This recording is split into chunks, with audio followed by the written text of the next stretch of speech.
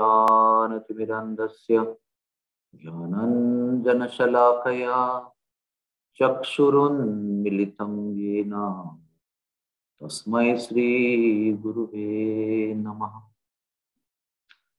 श्रीचैतन्या मनोभीष्टं स्थापितं येन भूतले स्वयं रूपः कदा मह्यं ददाति स्वपदान्तिकम्। श्रीकृष्ण चैतन्य प्रभु नित्यानंद श्री अद्वैत गदाधर श्रीवासदि गौर भक्तवृंद।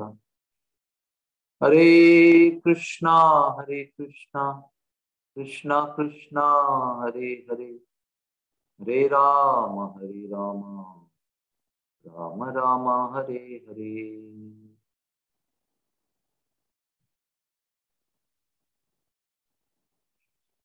हरे कृष्णा।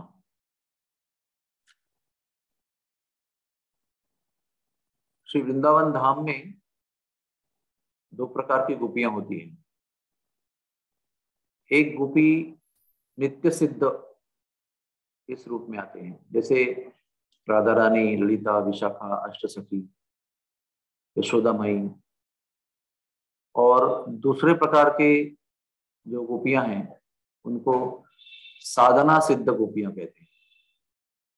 मेरे श्रीमद् भागवत के कथा श्रृंखला में पिछले दो सोमवार के पहले सोमवार को मैंने ये पूरा अलग अलग प्रकार के गोपियों का वर्णन किया था।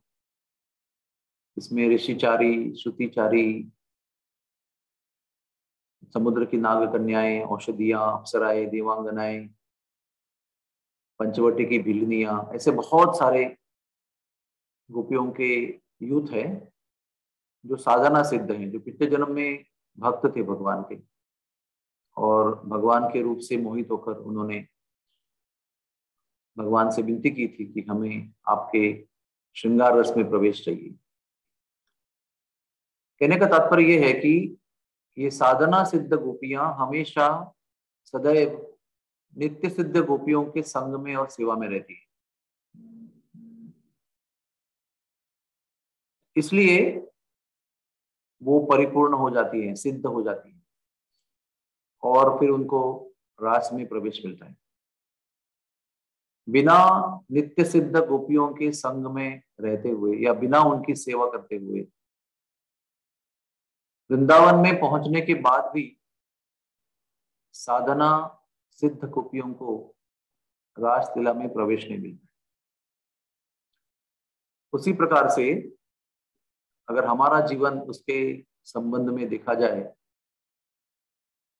तो हमें भी जब हम साधना करते हैं तो साधना बहुत एक प्रकार का कठिन मार्ग है, क्योंकि साधना में अपराध हो सकता है, साधना में आलस्य हो सकता है, वी कैन बी लेजी।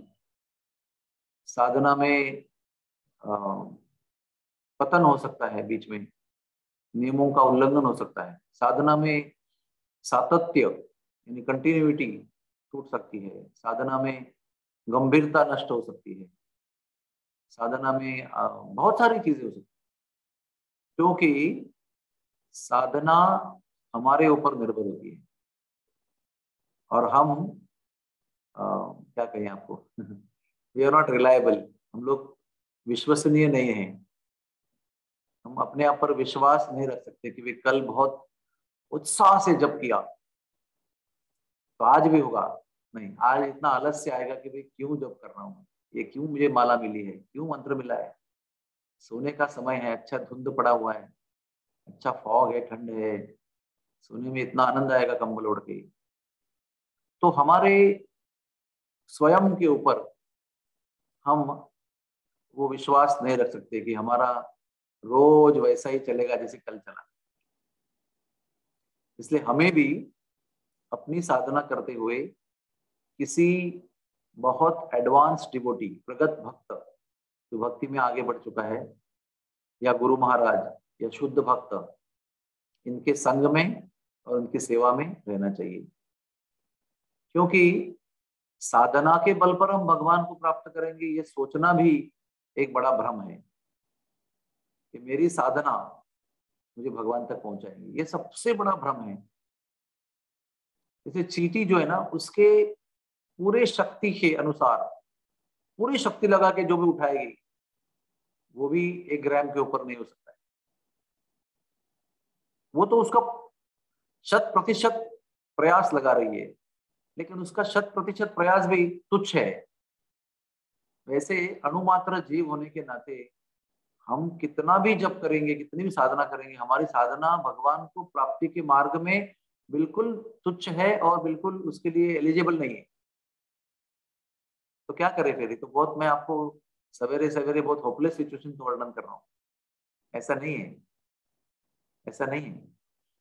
जब हम शुद्ध भक्त का संग और शुद्ध भक्त की सेवा करते रहेंगे तो शुद्ध भक्त की कृपा हम पर होगी, और शुद्ध भक्त के अंदर जो गुण है वो हमारे अंदर आने लगेंगे। जैसे कोयले की खान में उतरेंगे ना, तो काला रंग तो लगेगा ही आपको, सब जगह पर, कपड़े पर लगेगा, मुंह पे लगेगा, हाथ पे लगेगा।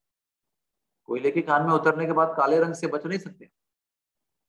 उसी तरह से शुद्ध भक्त और संतों के संग में रहने पर उनका जो भक्ति का रंग है, उनका जो भक्ति का भाव है, वो निश्चित रूप से प्राप्त हो जाएगा। तो आज के हमारे इस भाषण का सार है कि साधना तो हमको जोरदार करनी ही चाहिए, लेकिन ये सोचना नहीं चाहिए कि साधना हमें भगवान, हमारी साधना हमें भगवान तक पहुंचाए।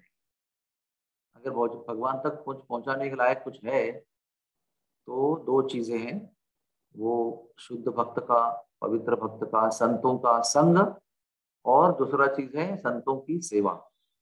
ये दोनों में हम लगे रहेंगे तो अपने साधना के बल पर नहीं, उनकी कृपा के बल पर हम सिद्ध हो सकते हैं।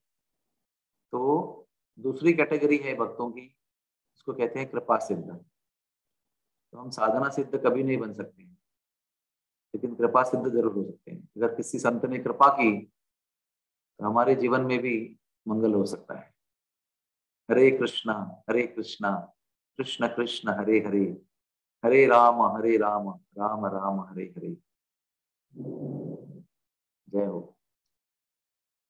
किसी को कोई टीका टिप्पणी प्रश्न है?